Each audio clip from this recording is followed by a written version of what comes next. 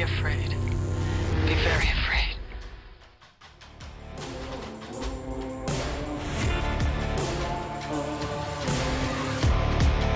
So John's got a game for us to start out the episode with. What's the game, John? Yes, sir. So I think it's appropriate, since our movie of the week is from 1996, I won't spoil it yet, that we do the 1996 Xenomania Horror Awards. This is salacious. I whipped up 4 categories for us. Okay. I'll start with the one that I think is the most basic. So, Okay. Best Hero. From 1996. You know what? From I'm taking 1996. Matthew Lillard in Scream, because he is the hero of that movie. Those kids deserve to die. All right. Well, They're we'll see if awful 90s we'll see if he made kids. the cut. Oh. The nominees Wait, are hold on. Nev Okay. Campbell as Sidney Prescott in Scream. Boo, I didn't know we were getting. I thought we were Oh, yeah, guessing. we are. I was already. Oh, yeah, we are. Because I can't trust you guys to not say that Matthew Lillard is a hero. He is a hero. He's always. Watch Summer Catch, bro. In Summer Catch, he's even a hero in Summer Catch. He bangs the mom. They're like the lady who's like putting them up in the house. Like he eats Yeah. salad off of her or something. He's a hero to me. There goes my hero. There you go. Our second nominee is George Clooney as Seth Gecko in From Dusk Till Dawn. Okay. We also have Michael J. Fox as Frank Bannister in The Frighteners. Frighteners. Yes. Fourth nominee is Fred Ward as Earl Bassett in Tremors 2. Okay. Yeah. Oh, you made it hard. And our fifth nominee is a co-nominee. It's Jed and Jody from Uncle Sam. Well, it's not them. Jody. Oh, let's see. I mean, you made it. It wasn't really a thing until you brought up Tremors 2, because it was Michael J. Fox, bar none. Slowly dwindling right now. I'm caught between two. I'm the on Michael J. Fox. I'm a little shaky on him. Because you want Fred Ward. That's why on that. Fred Ward. All right. God. I'm gonna stick with Michael J. Fox because that movie was pretty damn cool. I saw that in the theaters. Yeah, Good I gotta times, go with yeah. Michael J. Fox too. Reggie Bannister, Frighteners is a class act. If it wasn't Nev Campbell, Frank. it was Matthew Lillard. I would have taken that. What? Frank Bannister. Yeah, Frank Bannister. You're confusing your Bannister, Reggie. Reggie, did I say Reggie Bannister? You sure did. Back from the days when we were a Phantasm fan podcast. Hey, we'll accept that. exactly. Accept that. We need a Reggie in our life. All right. I So love that we started. Our after winner of that our best hero franchise. is Michael J. Fox. Hell yes, dude. So if we have heroes, we have to have villains. Matthew Lillard. Jake Busey. Hey, gonna be you're one of- on. Our first nominee for best villain is Ghostface from Scream. No, just Matthew Lillard, Just not the other guy. Not. Not the Not Luke Ski Perry Ulrich. knockoff. Oh, you call him You the don't Luke like Perry Steve? knockoff? That's the poor man's Johnny Depp. Come on now. Yep. I don't even He's think the he wins, former by the man's way. Johnny Depp. No. Well, let's 'Cause- see what the other ones are. Our nominees are thick here. Number 2 is Myron from Head of the Family. Okay. Okay. That's a little more obscure. Our next Thank you. nominee, Satanic Pandemonium from Dusk Till Dawn. Okay. For many fair. reasons. Our fourth nominee is Sam Harper from Uncle Sam. Also, probably not going to win. Our fifth, Johnny Bartlett from The Frighteners. And that's what you're gonna do. Wasn't there a Busey in that movie? That's Jake. Jake Isn't Busey. Jake Busey Jake in The Busey. Frighteners? He Jake Bartlett. Nicholas, No, best supporting villain. The Middle Busey. supporting. Middle Busey. The one from Arrival, the religious fanatic. All right. Let me get my head in the game here. Trying not to be too horny for this and just going with Satanico Bubioto. It's hard not to. It's hard not to be. I'm easy. I'm going with the sweep. Johnny Bartlett, Jake Busey, 1996, Frighteners. It's phenomenal. Johnny Bartlett, Jake Busey, he encompasses his father's insanity in that film, and he does a great job. In life. You know, Genetic. watching him take care of his father, he's his home house, I guess his house giver now, or keeper, whatever they call Home it. There we go. caregiver. Well, his caregiver, and you see like how his mind has deteriorated ever since the motorcycle accident and stuff. And Jake does a lot, and you can see he is unhinged, but he's a little more sane than good old Gary. Is there a documentary or do you have webcam footage? What's going on? Oh, How do you know this? It was on like he'll do YouTube that's videos with his cool. dad just to keep him in the spotlight because Gary thinks he's a star. I like butter sauce. Exactly. Yeah, he's not there. He's been not there for a minute now. He's basically grown into his character from Lethal Weapon. Mhm. Okay. Oh, come on, Mr. Joshua. I think I am gonna stick with From Dusk Till Dawn. Actually, I'm going Just to lure also. them in. I'm going to embrace lure the them in. horniness. I think I keep I thinking went the with list, and I'm numbers. just keep coming back to it. And that was such a cool transformation. Well, it wasn't the best transformation because it was fast, but it Mhm. was cool when it went from that to that. And then that whole movie changes because you didn't know you were watching that movie until that happened. Correct. Yeah. So, Yep. good deal. All right. Our third category: For one, best horror movie. head of the family. Head of the Family is nominee number 1. Yes. We also Tremors have 2. nominated Tales from the Crypt, Bordello of Blood. Okay. You know what's funny? I remember that movie came out around the time that From Dusk Till Dawn came out, and I couldn't figure out what was It's all going the on. same. They are fairly similar. Prostitute vampires. Yep. Well, yeah. I think right. Yeah. Bordello's like the Louisiana swamps, if I'm not mistaken. And From Dusk Till believe. Dawn, we have it In in your like Mexico. Creole, we call that bayou, boy. Yes, sir. Yep. Our Let's nominees: see. Tremors, Aftershocks, That's for their The Dentist, and Uncle Sam. I feel like it's a theme that Uncle Sam is on each one of these lists, and we're just avoiding choosing it, which is I'm phenomenal. not even going for like what I enjoyed the most or anything like that. I'm just thinking of what makes a good B horror movie. And Uncle Sam kind of skimps on the extra servings of that. Yeah. There's not as much reliance on weird stuff. They've got a good story. I might be thinking of Dr. Giggles too much. That's here. where I'm going with it. They are very easy to mix. I'm trying to think if my memory is serving me correctly or if I'm just going to say this and it really means Dr. Giggles. Tremors 2 was. This is tough. Tremors 2 is not a good choice for this either, I don't think. You're in between Head of the Family and Bordello of Blood. I refuse to consider Bordello of Blood a B horror movie. I'm really thinking about The Dentist. I think I'm going to go with The Dentist I like it. because it's so stupid. But you got Myron, Head of the Family, controlling all his siblings. The intelligent, the lustful, the strong, the good-looking one. It's a good cancer. Basically, it's just for adults. I gotta go Head of the Family.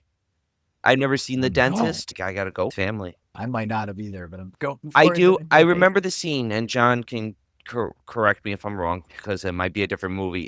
There's definitely a drilling scene where he pops the drill in the person's mouth and just tears him up. I do remember Yep. that. It's Yeah, Corbin close. Burnson Or Johns. as the dentist. Okay, Yeah. that drill scene. You auditioned for that part? A lot of dentists lost their fingers. Yeah, I mean because it of was that. it was 96, a few years after his LA Law and Major League fame. That may have been all he was getting. Which is fair. That's how it usually happens. Look at Nick Cage. That man was dead, but he built himself back by doing D movies. Look at him Every now. movie they offer him. It's amazing. I'm gonna go with Uncle Sam as my best. Okay. What a Stand guy. with your country, sir. Well, and for Yep. reasons we will probably discuss shortly. Yep. All right, let's see what else we got. All right, and our best picture. Okay. We have Scream, The Frighteners, From Dusk Till Dawn, The Craft, Oh, and okay. Thinner. Okay. Thinner the book, way better than Thinner the movie. That immediately. Craft. The Craft is what makes it screwy. That cat sabotaged the podcast. We're suing that cat. She went after the mic. Is that Reggie? Yeah, Reggie Rumble. Reggie. She changed the whole lighting setup of your room. It got bright. I'm gonna go with The Craft. The Craft Nice. does get a little spooky. It's not a horror movie though, man. But I'm just gonna go with it because neither is From Dusk Till Dawn. What? Whoa, Or whoa, the whoa, first. whoa. From Dusk Till Dawn is a horror film when those vampires pop out in the bar. It's like an That's- action fight movie. It's It's a power. That's got some thrills. Your It's got some. seat. Yeah, but that's not what horror is. Thrills at edge of your seat. That's not horror. not to Getting me. like the goosebumps, like when Salma Hayek is literally not scary. She- her what? Her like. after her. That's not scary what? either. Makes It's you not scary jump. either. It just makes it difficult mid rub Wait, out. hold- But other than that, that's the scariest part. So the No. Frighteners never made you jump. There's jump Yeah. scares with like they're bad CGI ghosts. It's not scary. frightening. It's not frightening. It's more like Casper the Friendly Ghost than a horror movie. The Craft is also not scary, but it has more of a dark, foreboding like vibe to it, I guess, that goes more so throughout. Okay. I understand you disagree with me, and that's No, I do. You're treading into my territory with gatekeeping what is and isn't horror. mid '90s movies did exist a lot, Mhm. where they were billed as like this is why we have the current genre bending that we do, Yes. where everything has like 15 subgenres because of this exact mindset I have right now. So if we're gonna consider them all horror, still The Craft, Okay. The Craft is a good choice. good movie. And I don't think the sequel held up, but it does have a nice connection to the first film, the more recent one. But I have to throw a curveball and go with Scream. I can't let my guy go down. You know, Frighteners is great, Craft is great, From Dusk Till Dawn, but Scream at 96, it's the life of the party. How come Vicky Valancourt didn't get Best Villain? Actually, that is For The that is Craft. true. Actually, I would have. If hold you're on. listeners, you better know what I'm talking about with Vicky Valancourt. I would have. Well, It's a double reference. if she was on the list, I would have pushed off Johnny Bartlett, and he's fixing her. We're gonna do a recap. That's all good. But yeah, The Craft for me, Scream for Ryan and John. I'm going The Frighteners. Frighteners. That's good though. Damn. I get that. I love that movie though. It was good. I like Michael J. Fox holds up things much better than I would love to have seen him in more movies around that era. Mhm. You know, he's good in what he's in. Go watch Doc Hollywood and tell me you're not enthralled. Doc Hollywood's excellent. Yeah, like his career is just good. Spin City has no right being good. No, There's no right No. being good. It's very good. Thank you, Family Michael J. Ties. Fox. Family Ties is excellent. Family Ties stands on its own. That's why I didn't bring it up. That's just a quality but show. just to say that's his first acting role, his main spotlight, and he shines. Led him Didn't they bring in Leonardo DiCaprio no Growing Pains, into Family? Growing and Pains, he right. became more popular. And All right, so that's our opening game, the Xenomania Horror Awards and please that comment. John came up with. And please comment, subscribe, like, and comment on what your favorites are. We know you're listening. And, Give it a shot. and Have definitely fun. hit us with subs. I definitely Yeah. left stuff off that could have been on here. Like It's Rumpelstiltskin. true. Rumpelstiltskin was 96. I think it was 96 or 97. Maybe. But- we're here to Sorry to cut in. I wanted to apologize though, because I was watching our last video for 28 years later. Talk about this, but it didn't make it in the final cut for some reason. Ralph Fiennes and Alfie from the 28 years later, and Jimmy and Cillian Murphy, they're all going to be in the next one, The Bone Temple. So the last film I said Ralph Fiennes wasn't in it, and we did talk about it. It got cut out, and John supplied the info. I wanted to fix that for our listeners out there. And Did we cut it from the episode? it just, Hold on. Just real quick. Did it get cut from the episode? yes, it wasn't even in So the why are you apologizing for it to the listener? It was in the episode. I thought it got recorded. It just sounded good, all right? I was trying to be It all sure did, buddy. professional, trying to keep views up. Try to live my life, bro. Man with a Oh t-shirt. man, I was just sitting there logicking it, and I was like, wait a second. Does this 3.5 minute aside belong here? Now, guess what's getting cut from this episode, everybody? God damn it. We're No. cutting the apology. Bro, to we got to cut. keep it in for this. Yeah. But with this episode, guys, is on 1996 horror movie Uncle Sam, which we Yes. talked about seeing at all the movie rental places. Yep.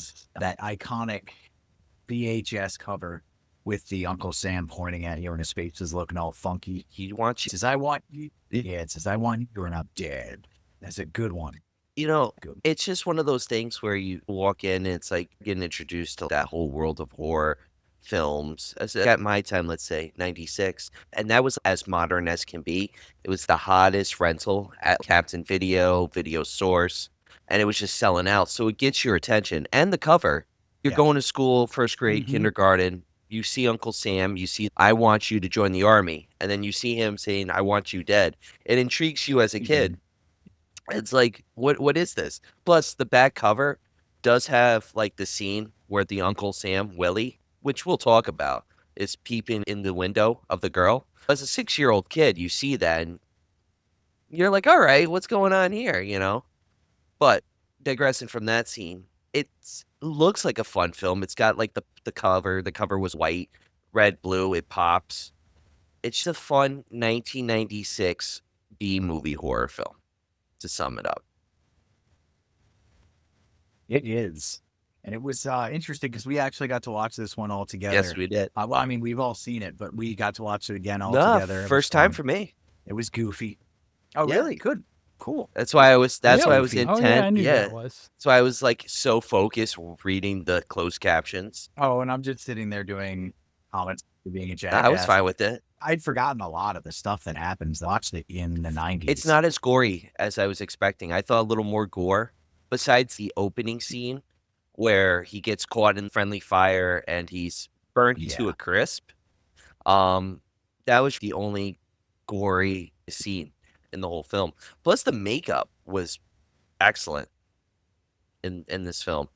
On a budget of $2 million. Very, very well done. Mhm. It's Fantastic. another collaboration too between Larry Cohen writing and William Lustig directing. Yep. And I mean, the two of them separately have created some magic. Together, you've got this and Maniac Cop that they made together. Just awesome, awesome horror. And you got the vibe of Larry Cohen's writing. I've seen Maniac Cop. Like he's got a good vibe. He's got the good like pace for it. And it shows in Uncle Sam. It's a quick pace horror film. It does well. When we talk about the ending, I feel like it does fall off a little bit where he does compress everything. Oh, hello. Well. We had a sighting. I'm not sure if you noticed, John, but there's someone in your house. They're behind you. Yeah, I'm gonna come and collect this small kitten who is Oh, wreaking havoc with wires. gotcha. Like playing with them, like Yeah. or biting Yes. them. Okay. Yes, both. That was the one downside Amazing. having my cat is catching her biting on my Super Nintendo controller after school and have to go to Sears buy another controller, you little harlot. It's gonna say something really Harlot. nasty. Why would you name your cat Harley? Oh no, her name was Daisy and I called her Chi Chi, but she was a harlot though. Let her live. She was a progressive cat. He gets shot down. Our Uncle Sam gets shot down in friendly fire. He's burnt to a crisp. And he like What country was he in when he was shot down? Kuwait. Don't look at was the it screen. Kuwait? Kuwait. Good job. Yeah. Yeah, it was Kuwait. It was wasn't Kuwait. on the It was screen. It 96, wasn't on the so screen. It was the sexy war of the time at the moment. But It was in Kuwait post Desert Storm era. and it kind of illustrates what the vibe is because he starts off with the line, "Don't be afraid, it's only friendly fire," and he blows basically the soldiers away with a pistol. An endless amount of shots, by the way, from that pistol. It's just Yeah, 20 I a clip. mean, yeah, I think that's clips are pretty normal, big. right? Yeah, and somewhat like 15 to 18 bullets in a sidearm and a military Yeah. issue sidearm. But the cool thing is that he shoots the guy through center Yes. mass and then kills the commanding officer behind him. And that guy was a dick, so it was fun to watch him die pretty early. Mm-hmm. He's like, I assumed he was going to go wreak havoc where he was, and he just doesn't. I guess they just ship his body back overseas to his family, who's waiting Yeah. for him in some location in America. Do we know where the town is? Rivers, USA. That's amazing. That's Twin Rivers. We skipped the state. It's Twin Rivers, Yeah. USA There's town. 2 rivers. State is irrelevant. Yep. Welcome back. It is Sam. any town. Sam gets shipped back to his widow And and her identical It- twin sister, which is what it looks like anyway. But it's not. The girls aren't sisters together. There's no blood relation there. It's Sam's sister who looks just like his Nope. wife. Yep. Which, no, it's not Sam's Yes. sister. yes. It is Sam's It sister is, who looks just like his Yes. wife. Yeah. Yes. So we get that going. And his nephew, Jody, will from looks like here he's wearing out a be helmet. called Chody. He is definitely 100% Yeah, he's a one of the more chode. annoying kids. One of the more annoying kids in movies. He just sucks all around. His haircut makes you progressively angrier as you watch it. You hope you want to like the kid. They try to make you like the kid and they force it down your throat. He's unbearable. Yeah. You think about the worst kids in the horror film who are just pains in the asses, and he just takes the cake. Because he's just he's a whiny.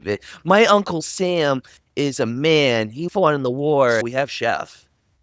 We have Chef in here real quick. And I'm jumping into that. You can see the disrespect, and like, he's just like, you're trying to, like, they want you to sympathize with him, and you can't.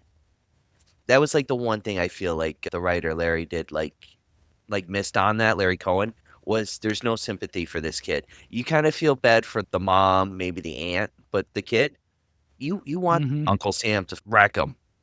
I don't think you're supposed to feel particularly sympathetic for Chody through most of the movie. I think he's this gung-ho, rambunctious little turd. Yeah. I'm almost thinking that's his purpose.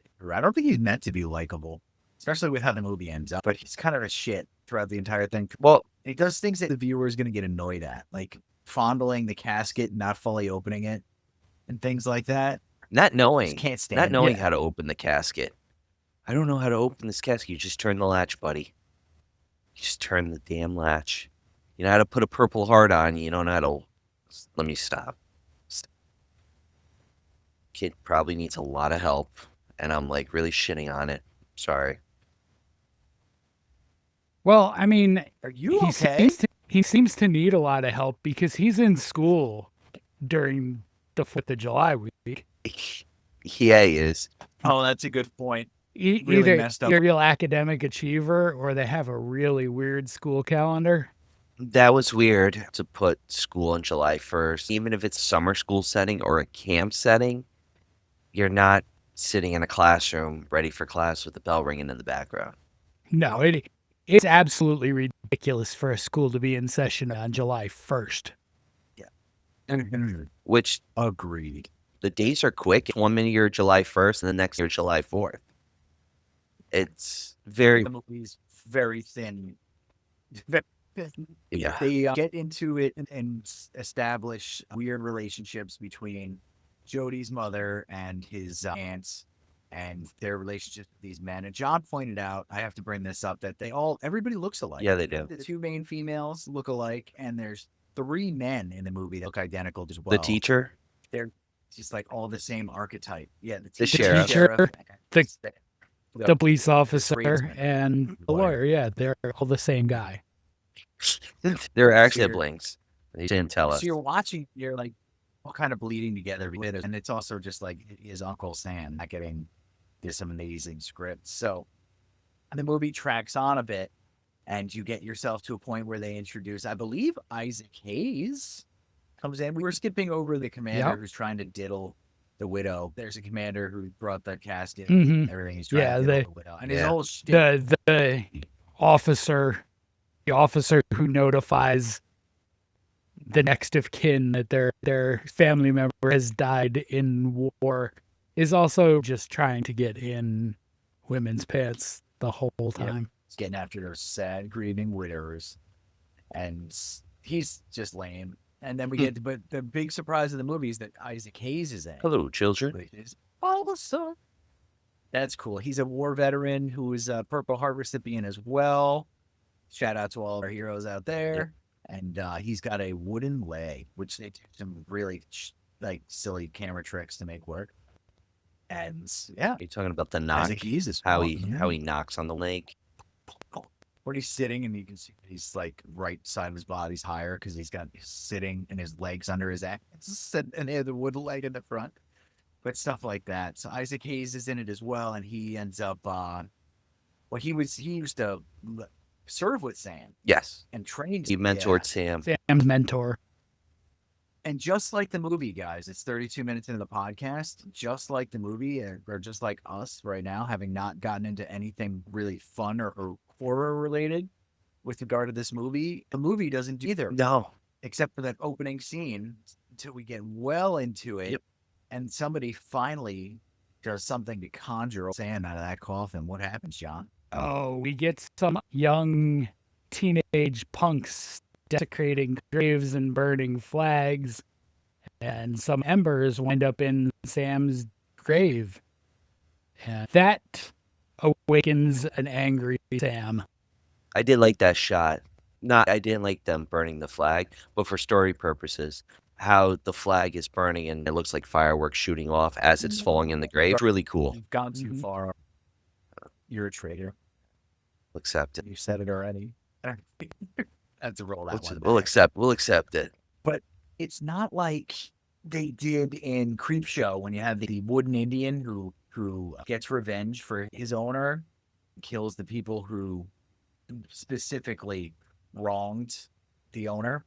Do you Yep. guys remember that? Or I think that's Creepshow. Creepshow too. Sam comes out and starts killing people, and it's indiscriminate almost. He does go after the guys who did desecrate the grave, but he's not like good, vengeful wraith. No. He's a dick.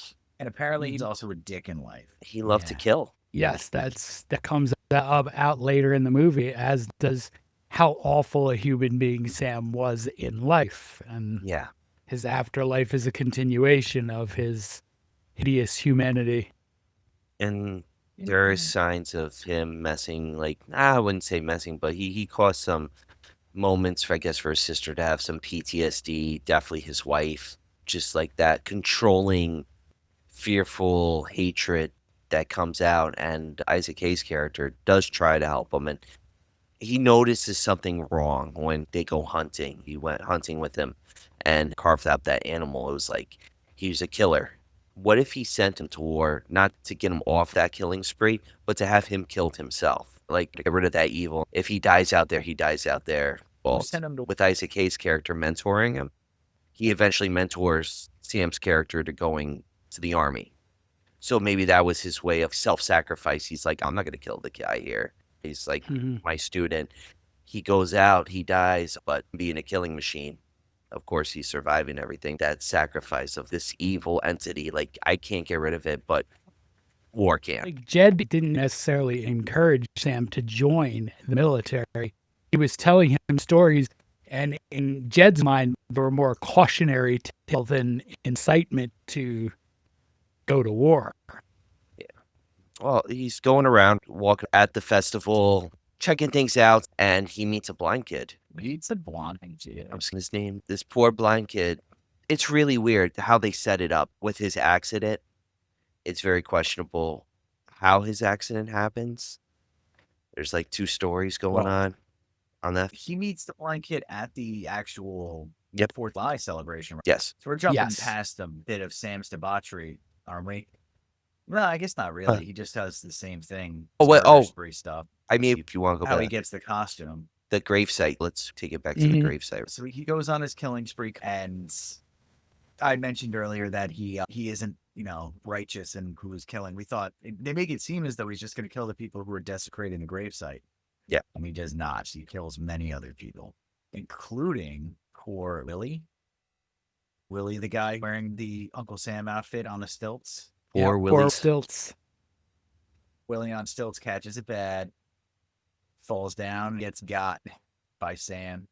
I think that's one of the first times Sam speaks too, doesn't he? No, he's That's got. the beginning, Oh, okay. Yes. right? He kills him, and then he steals his Uncle Sam outfit. Mask was creepy. Creepy mask. Was creepy. The And how he mask. cuts the costume. He can, reupholstery it. The blood soaked on it. It stands out. For a $2 million budget film, it stands out. So good old Willie. He's got the stilts on. He's walking around town. Pops into a window. And he gets a little sight, man. Fireworks display a day early. Yeah.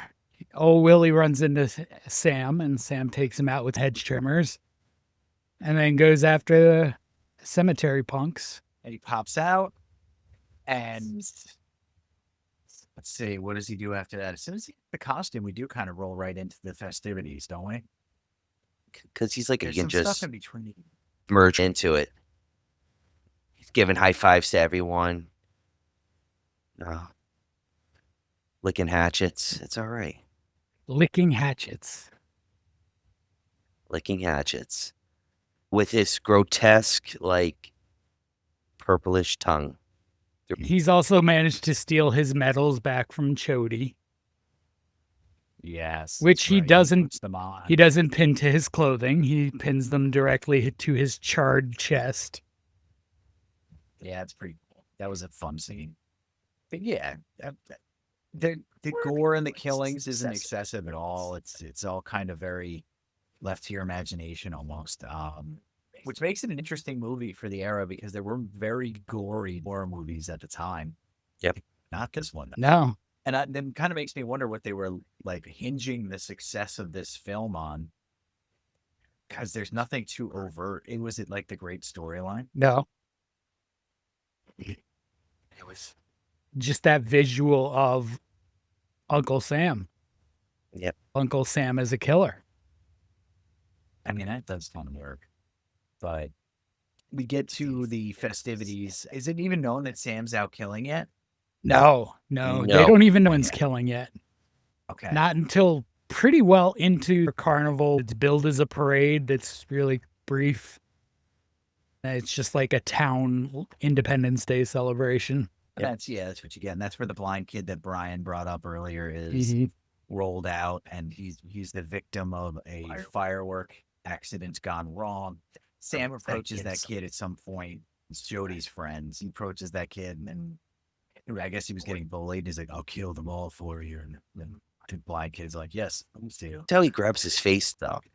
Yeah. It's just splat. He's like, I understand your pain. No, man, what are you doing? No one else notices this. Yeah, it's No. so funny. He goes around the celebration killing people. Yeah. It starts as just killing people who, in Sam's view, disrespected the country. Yeah. He takes Mr. Crandall, the teacher, for being a coward and not enlisting during Vietnam. Oh, that's right. I forgot about it. He goes to Canada. Yep. He takes out one of the kids from the cemetery, Jesse, who disrespects the national anthem. During the sack race. Mm-hmm. Decapitates Which is the him. longest sack race in history. Yeah. I was like, Glad you brought that this is up. like cross-country sack race. They're in the woods off the beaten path. Yeah. It's bizarre. They're jumping over tree branches. Anybody who's done a sack race knows Some of them that were going running. 50 feet is impossible. Yeah, The if- kids are dying. If your sack race is more than 50 feet, your sack race is too long. I'll agree. I don't even think they do it anymore. Now they do that weird 2-person wheelbarrow thing. I prefer the Yeah, sack kinda race like over run on your over hands. that. I prefer the leg tied together, so it's the 3-legged run. Ooh, I Oh, like that's a that good one, too. We used to do that at Fox. That The always egg. leads. That always leads to face plants. The egg People or the get hurt. 3-legged race. The 3-legged race. Love a good fall. As the shenanigans ensue, a congressman shows up for congressman things. Right? Played by And- Robert Forster. There was Yes, another sir. band. Mhm. Not as exciting as Isaac Hayes. Another bigger I name. mean- Recognize him. Think about this. Isaac Hayes is forever with us as chef. There's more love for Isaac Hayes. Yeah. But Robert Forster is an actor. It pops up Jackie Brown. Mhm. I mean, that pops up to me. That stands out during that time. Because he did Jackie Brown in 95. Yeah, and this then was did this Uncle was Sam his Jackie later. Brown follow up. Yeah, That's This bizarre. is the cash in Phenomenal. on Jackie Brown fame. He's like, I'm gonna But load up there- as much money as I can before Bitcoin comes out. There was a thing like, and granted, Larry Cohn didn't direct this, but there was a thing. A lot of actors wanted to work with him, especially as a director. There are a lot of names who shouldn't have been in some of the bad movies he made. He always got great performances out of them. Was it because he's just a friendly guy, or So, because of writing? Yeah, I think he's a friendly, likable guy. People wanted to excel for them, and like he's an actor's director. He's Okay. not super demanding on you. Because I mean, he does try his, I guess you can say, his formula for Maniac Cop, which works out greatly. Good pacing. With Uncle Sam, he tries to do that, and it shows a lot with the dialogue, just how the kills performed. He can't stretch it out. It's very compressed. Mhm. That does show, especially talking about the deaths. None of these deaths are shown. Maybe with the when he lifts the kid up, like the flag, Mhm. the hedge clipper scene is shown off camera. The commander. The all- commander, Yeah, yep. most of the violence is implied. Yeah. Which is an interesting way to go. With a movie like this, what's keeping us glued to it? Maybe they thought the two blonde females were going to be enough. It wasn't. It wasn't. This festive 4th of July party's going on. He's killing multiple people until he gets outed. The sheriff finds one of the bodies. Mhm. The way he tells people when he found the body is kind of silly too, isn't it? Or doesn't he like walk up to her? He's like, "There's been a murder. Yeah, We found a head. we found a And head. they We cut- found a They body. cut to the scene. A of the body without a head. They cut to a scene of the barbecue and they show a severed head on Stoner girl Mhm. making the food. Is immediately murdered afterwards. Makes me wonder: is it that head or another head they were talking about? She did not deserve that. No, she didn't even like that joint. she's where she didn't break a rule. She's where Sam goes from remotely justified to outright murderer. He attaches the congressman played by Robert Forster to the fireworks rig and sets him off. If they were going for political commentary with it, which would be kind of funny, It works. I mean, and imagine what he would have done today. Yeah. It's gotten a little different. Yeah. But yeah, they're going, and then it comes down to them needing to find a way to kill Sam. Isaac Hayes, Jody is teamed up with him. Jody and Jody. Barry, Barry. the blind boy. The blind boy turned on him. Like, Well- well, trying to figure out a way to kill him. He has a Whose mental mom link is- to him. Just to go back a second, Barry's mom is played by PJ Souls, another horror legend. Which she doesn't really get a huge amount of limelight in this. No. She's just a jerk. She's an anxious, annoying mom. What were you saying, Ryan? I was saying Barry has a mental link with Sam. Like, I always After he molested his- after he molested his cheek, he's got something telepathic with him. Something like Halloween 5. That must you have been re- like 3 times I went to the bathroom in 20 minutes at the end of the movie Oh, yeah. when that was established. It's after 'Cause the they face touching. On it too heavily. That must have just been to fill a plot hole to figure out where Sam is or something, right? He knows, basically. So Sam takes out the mayor, he takes out the lawyer boyfriend, he takes out the deputy boyfriend. The lawyer's death was hilarious because he's dressed like Lincoln and he gets shot in the head just like Lincoln. Yeah. Oh, that's raw. Yeah. Yeah, that's right. That's good stuff. Yeah. Nice nod. I mean, at that point, the lawyers establish him as a little sleazy. He says some things critical of U.S. foreign policy. Deputy did nothing. No. Yeah. Except have a thing for Sam's widow. Which might be enough for a psychopathic corpse. Yeah. They get to the final confrontation. There's a battle because he tries his best and gets pitched through. Hello, window. children. It doesn't matter what his character name is, by the way. He's Isaac Hughes. Yes. It's Chef. Throw him Chef. through the window. Somebody else described the last fight. So unremarkable. Oh, How do they kill him? you got Jody who distracts him, right? He's like, I'm going to be with you. I'm going to become you.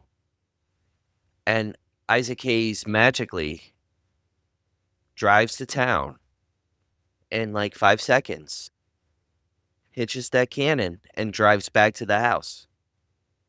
Well, First off, that's a 25-minute distance. I don't know. They sort of established it as not that long a distance because they get to the house originally walking with a kid, a guy with one leg, and another kid in a wheelchair. They get there quick.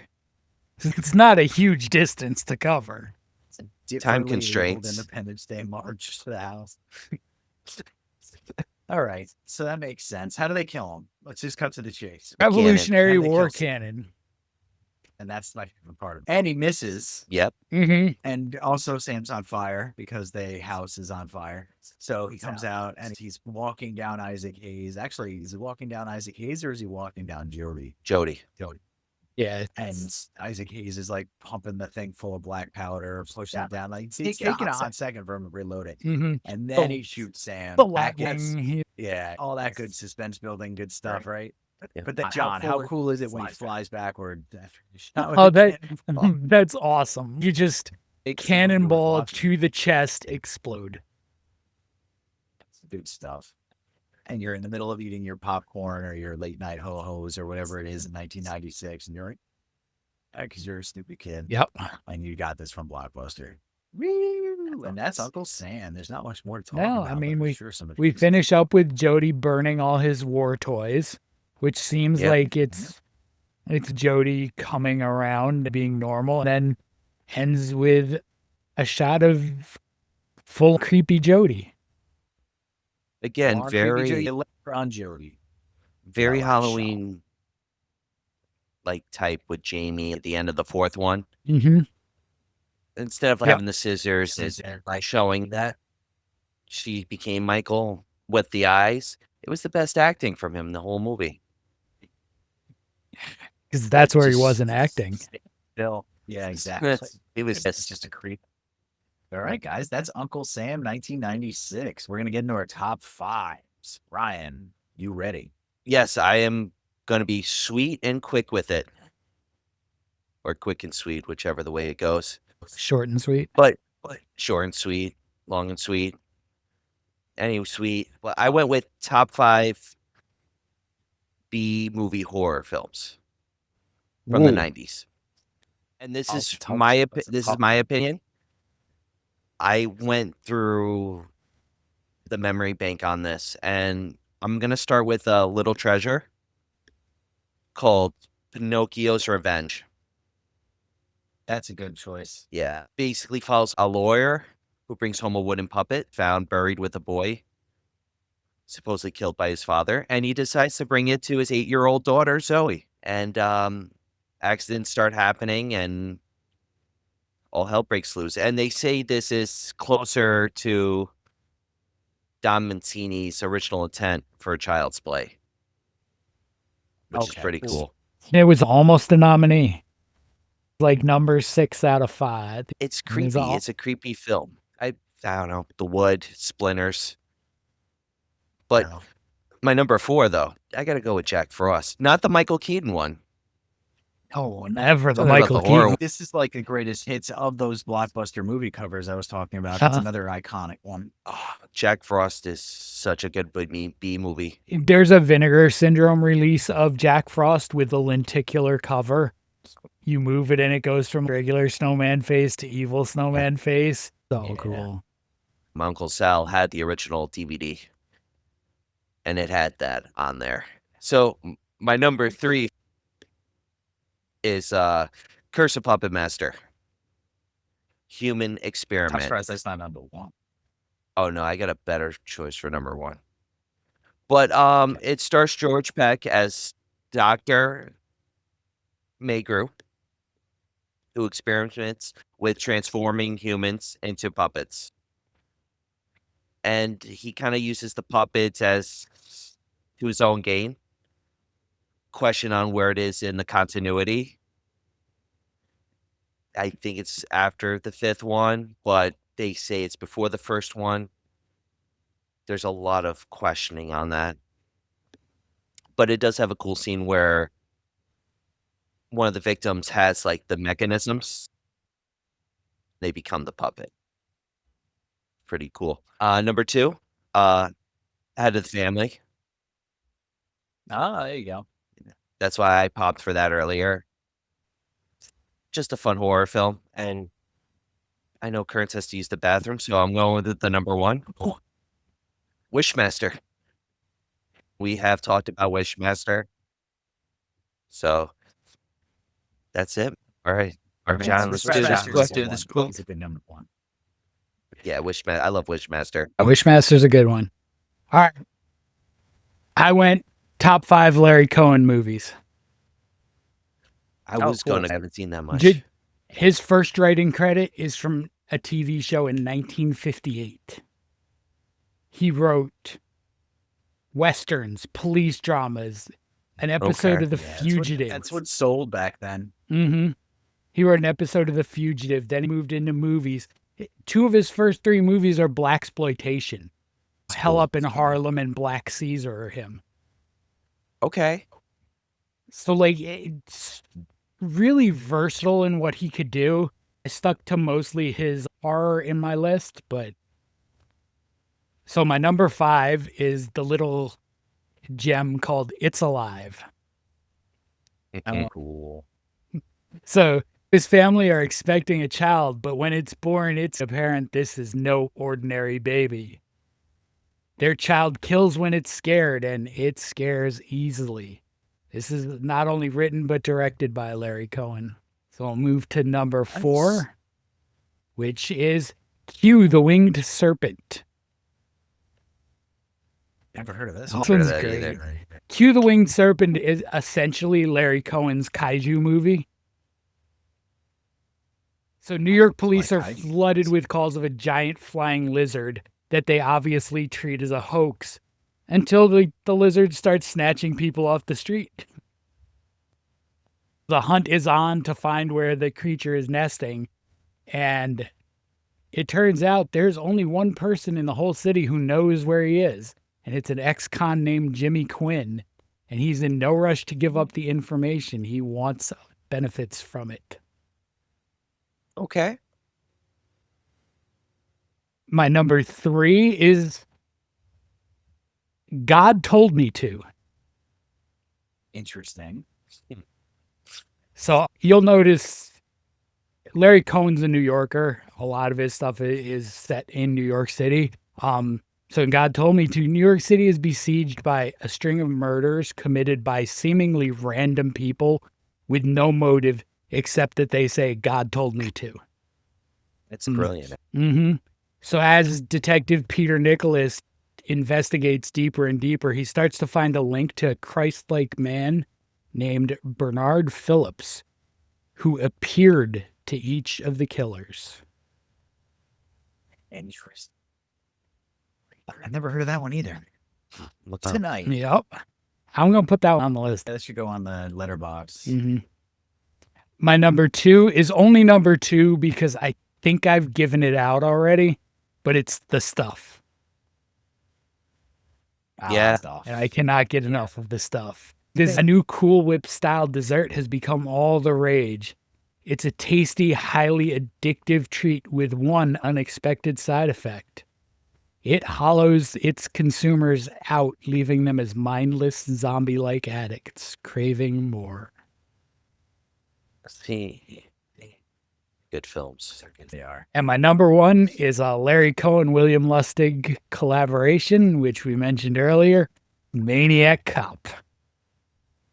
Bruce That Campbell. seems to be one of Ryan's. Bruce Campbell, Tom Atkins, Wayne Landon. A large man dressed as an NYPD officer goes on a killing spree. Suspicions fall on Officer Jack Forrest. But Detective Frank McRae, played by Tom Atkins, and Jack's girlfriend, Teresa Mallory, also a police officer, are determined to prove that Jack is innocent and to identify the true Maniac Cop. Such a good film. That's my top 5, guys. We're gonna end up doing Maniac Cop one of these days. Oh, but for that sure. is Uncle Sam. We're Yeah, going to we do all are. 3 Maniac Cops. I realized I didn't know there is a remake of Maniac Cop. Really? Really? There's a 2000 listing on Months. IMDb for a 2008 one that Larry Cohen has a characters created by credit. Huh. I wonder if it was like CD movie, like independent fan film type I deal. can't imagine it's higher than Fright Night 2. Nothing's ever. It might be. That movie was garbage. The OG Digress episode. on that. You know what? We're putting Fright Night up on the cards for the end of the episode for this one. So you're probably seeing it around. So our Fright Night 2 episode. That was Uncle Sam. Hope you enjoyed it. Happy 4th of July. Happy 4th of Happy July. Take care. Have a good one. See ya. Be